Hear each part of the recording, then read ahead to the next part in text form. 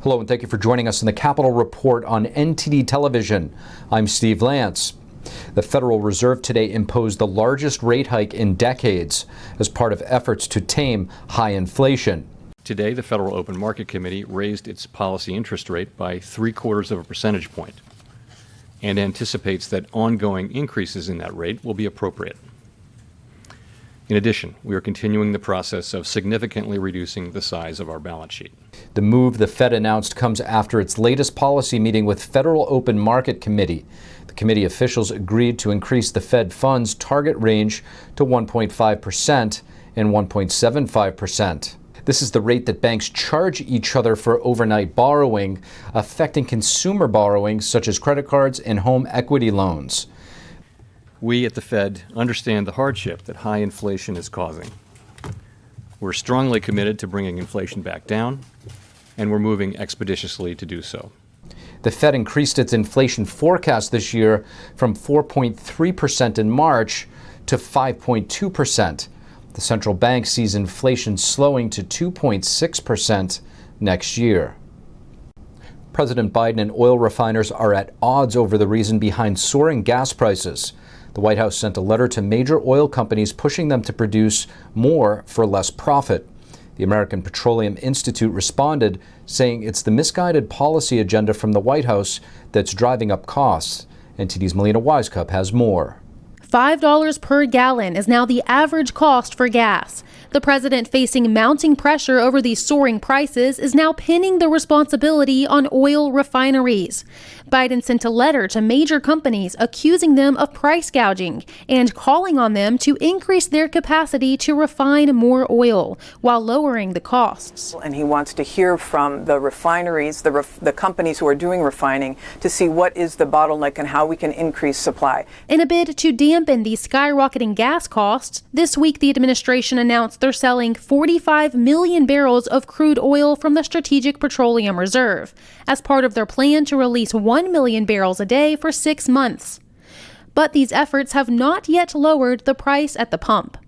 In his letter, the president acknowledged that his efforts to lower costs aren't working, but he said that the companies are to blame, writing, quote, "The lack of refining capacity and resulting unprecedented refinery profit margins are blunting the impact of the historic actions my administration has taken to address Vladimir Putin's price hike." The American Petroleum Institute pushed back, saying that it's the White House's, quote, "misguided policy of turning away from domestic energy that has added headwinds to their efforts to ramp up production." The Energy Institute offered the White House 10 solutions for lowering costs, including lifting development restrictions and ending permitting obstructions, among others. Senator Marco Rubio tells us that the White House's aggressive push to transition to renewable energy is compounding the issue. So when you tell someone that a facility that you need to run at least 15 years to break even is not going to be needed in 10 or 15 years because of Green New Deals and energy, why would somebody build a refinery or operate one? And some lawmakers say the solution is to walk a middle path between renewable energy and encouraging oil production. And I think we need to do both, and what we believe is that it's not either or, and that it's a false choice to say it's taking on making sure we deal with climate change and oil and gas prices. We believe we can do both. Melina, has there been any solutions Congress has proposed or is working on to help lower some of these gas prices? Steve, I think a major issue that we're seeing right now is that there are many lawmakers who are sitting on total opposite sides of that political spectrum. So you have some Democrats, mainly on the progressive side of the party, who are pushing for more taxes on big oil companies. They want to tax profits that they say is excessive. But then you have Republicans who would say that this sort of tax would be a punishment on those oil companies and would only lower domestic oil production and raise the cost of energy. But there are some lawmakers who are trying to walk a middle path and trying to find solutions for how we can invest more in renewable energy for the future, while at the same time trying to increase more domestic oil production right now. But Steve, I don't think there are enough lawmakers who are trying to walk that middle path, at least not enough so that we can see some solution that would effectively lower energy costs. Steve, back to you. NTD's Melina Wisecup reporting. Dr. David Brat is a former United States congressman from the state of Virginia, currently serving as dean of the business school at Liberty University. We had a chance to sit down with the former congressman to discuss the state of the economy and where it may be heading. Here's a look. Dr. David Brat, thank you so much for joining us on the Capitol Report. You bet. Great to be here. Thanks. Doctor, I want to ask you, how has the intrinsic nature of our economy developed over the decades, especially with new industries emerging, and why does it matter? Yeah, well, good question. Long, complex question. But we started off under federalism, right? The Federalist Papers, the founders, we wanted 50 different unique state experiments. And you could develop as you wanted, do productivity in business as you wanted across 50 states, and let that competition bring about great results for the whole country. And so that worked, for a couple hundred years. But in the last 50 years, we've been centralizing again. Productivity over the last 50 years has gone straight downward trend. And, you can go look at these. And also, the Federal Reserve's in the news now for inflation. But for the last 40 years, the real interest rate, the federal funds rate, has been going down for 40 years straight down. So this is not a coincidence, right? These are three of the biggest measures of human welfare and causes, right? And productivity is the cause of our tremendous economic growth, right? So usually capital causes growth, human capital, education causes growth, technology.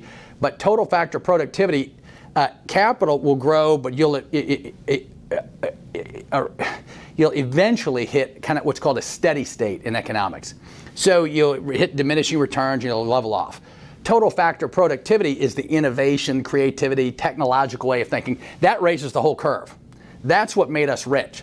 And that, unfortunately, has gone to zero right now. So the Fed has had 0% interest rates, 0% federal funds for about a decade. And they've cloaked the pain of going into debt, $30 trillion. We haven't seen the true pain because you got 0% interest rates. Now, as the interest rates go up, we're going to learn our lessons. All that money was not free. And so you got the $30 trillion on the federal government side, $9 trillion on the Federal Reserve System, right, on their balance sheets. That's a lot of stimulus. And now it's all coming to an end for real. I'm not making that up. It's all coming to an end. And we're going to see, what does the real economy really look like? How much legs does it have? And I hate to report, the legs are weak. So you mentioned the Fed earlier, and they just raised the rate by 0.75%. What does this mean right now for the economy? Yeah, probably not much. The Fed's walking a tight wire right now. That's the story, right? And so inflation is up 8 or 9%. Now we have what's called the everything bubble. They printed too much money for 10 years in a row. And so now the equities, stocks are overvalued, bonds are overvalued, real estate's overvalued, commodities, you see commodities every night, gas and minerals, et cetera, are overvalued. And so the Fed right now, what's it mean for the economy? What the Fed is trying to do is not let that everything bubble that they've created pop. And so in the past, this has been called the Greenspan put. The Fed has always come to the rescue of Wall Street. They don't come to the rescue of the average person sitting at home listening. They come to the rescue for the banks and the financial institutions that are too big to fail, right? That was the fancy phrase back in 2008. And they've been doing it ever since. And so they're propping that up. And now, I hate to report, but the new ongoing theory is probably that after they bail out the banks again, they're going to run an ongoing target of 4 to 5% interest rates. Of inflation rates, right? And why would they do that? To pay off the debt. Because if you weaken the dollar, you're paying back debt with cheaper dollars. So they have to pay off $30 trillion somehow. They know they're not going to raise taxes. So you're anticipating another bailout? Yep, a bailout. They're going to probably print some more money if things get dire, right? If we go into a hard crash, then they'll end up having to print. That triggers inflation, right? So they're going to be walking. We're going to be in this for a few years minimum. But there's no good story. Either you get a recession or you get runaway inflation. So when we start to see industries slowing down, is this related to policy or just holistic factors that are affecting these industries? Yeah, no, that's the underlying economy, right? And so it doesn't help things when you shut down the entire economy. And especially kind of discriminate against small business, right? They let the big stay open, right? The big, Walmarts and whatever. And the mom and pop shops back home had to shut down due to COVID regulations. So we shut down the whole economy. That's being widely debated right now. People are starting to change positions on a lot of that. But now that things are coming back, they threw, a $5 trillion spending bill for COVID at the economy to stimulate and give life back to those they shut down. But that's artificial, right? The government doesn't have money. They have to tax you to get your money, and then they throw it out at the economy, and they go into debt and they print money. And so they put in the huge stimulus, but now that is all pittering out. And so now, as I said in the last segment, we're going to see what is the real economy, the underlying productive economy, right? Not the stock market, but making refrigerators and bicycles and toasters. What does that productive engine look like? And it's not going to look pretty going forward. Dr. David Brat, thank you. Great being with you. Thank you. The Biden administration today announced an additional $1 billion in military aid to Ukraine and also another $225 million in humanitarian assistance. The military aid includes shipments of ammunition and coastal defense systems. About 1/3 of the weapons will be shipped from existing U.S. stockpiles, meaning the Pentagon will take them from its own stock. The U.S. has committed about $5.6 billion in military aid to Ukraine since the war started in February. Recently, Russia has gained a significant artillery advantage around two key cities in Ukraine.